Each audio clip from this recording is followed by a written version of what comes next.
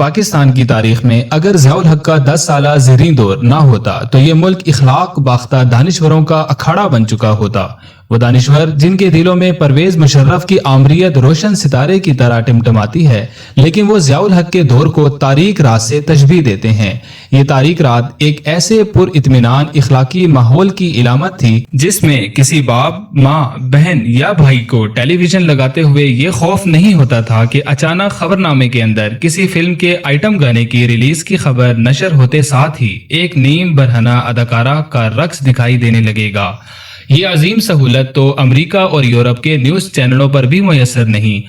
وہاں بھی آپ بے دھڑک ہو کر اگر کوئی نیوز چینل لگائیں اور اگر وہاں کسی بڑی شخصیت کی ساحل سمندر پر خفیہ تصاویر کی خبر بھی نشر ہو رہی ہوگی تو تصویروں کو دھندلا کر دیا گیا ہوگا۔ ضیاء الحق کے دور میں رات 8 بجے کا ڈرامہ دیکھتے ہوئے بھی کسی کو یہ دھڑکا نہیں لگا ہوتا تھا کہ ابھی ایک شادی شدہ مرد یا عورت خفیہ رومانوی پگڈنڈیوں پر چل نکلیں گے، بہنوئی اپنی سالی سے عشق کی پینگین بڑھانے لگے گا، یا چچا اپنی کمسن بھتیجی اور ماموں اپنی معصوم بھانجی کو دامے فریب میں گرفتار کر رہا ہوگا۔ ہر کوئی سکون قلب کے ساتھ ایک ساتھ بیٹھ کر ڈرامے دیکھا کرتا تھا۔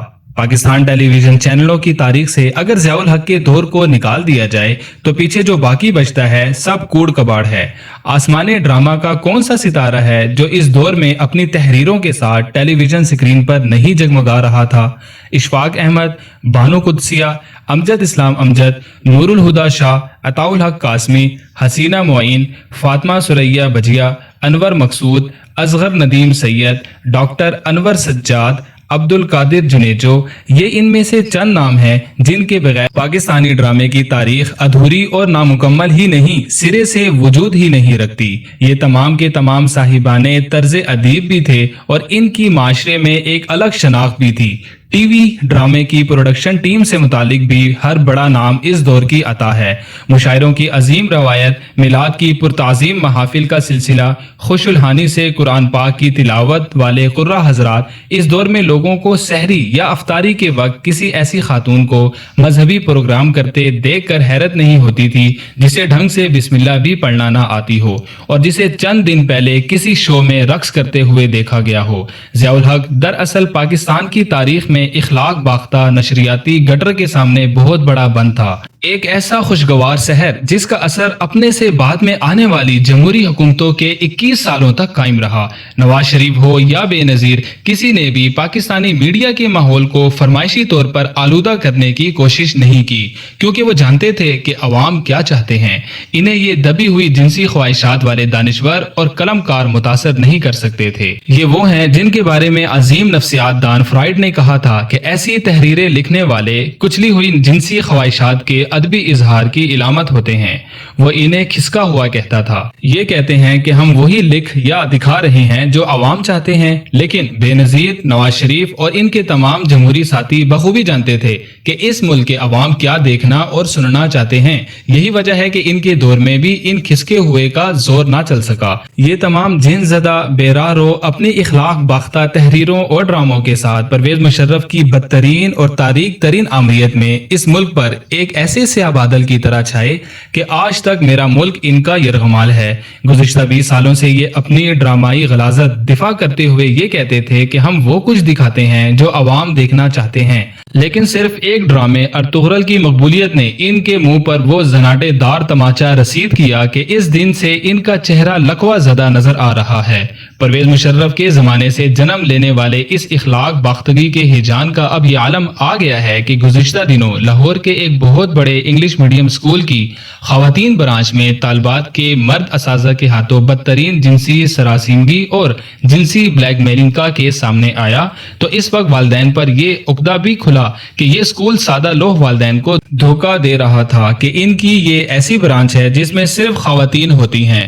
اسکولوں، کالجوں اور یونیورسٹیوں کی ایسی برانچوں کو دنیا بھر میں آل گرلز یا آل ویمن تعلیمی ادارے کہا جاتا ہے۔ ان اداروں کے دروازوں پر لکھا ہوتا ہے یہاں مردوں کا داخلہ ممنوع ہے، لیکن اس اسکول میں والدین کو آل گرلز کا بتا کر وہاں مرد اساتذہ بھی رکھے ہوئے تھے۔ پاکستان میں اس وقت قابل، لائق اور تعلیم یافتہ خواتین اساتذہ کی کوئی کمی نہیں ہے، لیکن اسکول نے والدین کے ساتھ ایک اخلاقی معاہدے کی کھلم کھلا خلاف ورزی کرتے ہوئے جب وہاں مرد اساتذہ رکھے तो फिर इन्होंने ताउन के जरसूमों की तरह स्कूल के माहौल को गंदा और गलीज कर दिया। इस कदर गंदा किया कि मासूम बच्चियां खुद नताइज की परवाह किए बगैर बिलबिला उठी।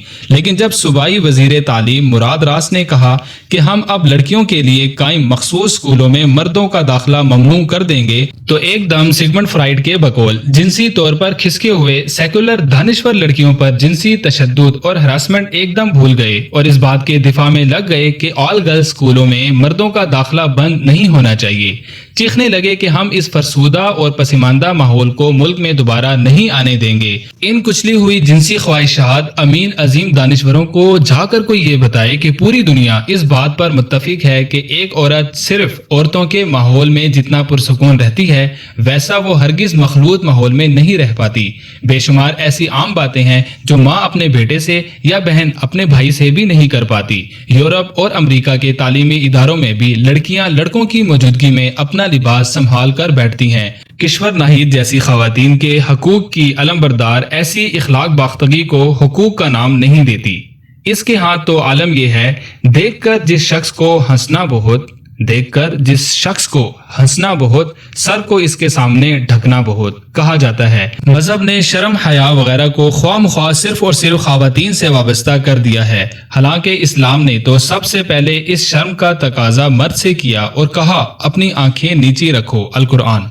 मजहब को एक जानिब रखें, इंसानी नफ्सियात की तारीख शाहिद है कि अल्लाह ने पैदाइशी तौर पर हया को औरत का जेवर बना दिया है।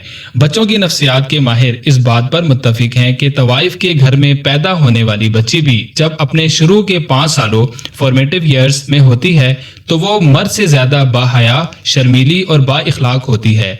आज भी दुनिया भर में खवातीन और मर्दों के टॉयलेट अलहदा हैं, इनके हॉस्टल अलहदा हैं, लेकिन मेरे मुल्क का ये जिन्स ज़दा दानिश्वर इतनी पाबंदियों पर भी चीख उठा है कि ऑल गर्ल्स स्कूल में मर्द दाखिल ना हो। ऐसा कोई वाकया अगर किसी मौलवी के हाथों हुआ होता तो टेलीविजन चैनल वाले ब्रेकिंग न्यूज बनाते और इस पर मुस्तकिल टीवी शोज हो रहे होते जिनमें ये सारे जिन ज़दा खिसके हुए बोल रहे होते कि मौलवियों का घरों में कुरान पढ़ाने पर भी पाबंदी लगा दो। लेकिन आज आलम यह है कि टेलीविजन चैनलों पर ये सेकुलर जिन्स परस्त दानिश्वर मर्दों की ऑल गर्ल्स इदारों में दाखिले की हमायत करके दरअसल जिनसी दरिंदगी और हरासमेंट की हमायत कर रहे हैं।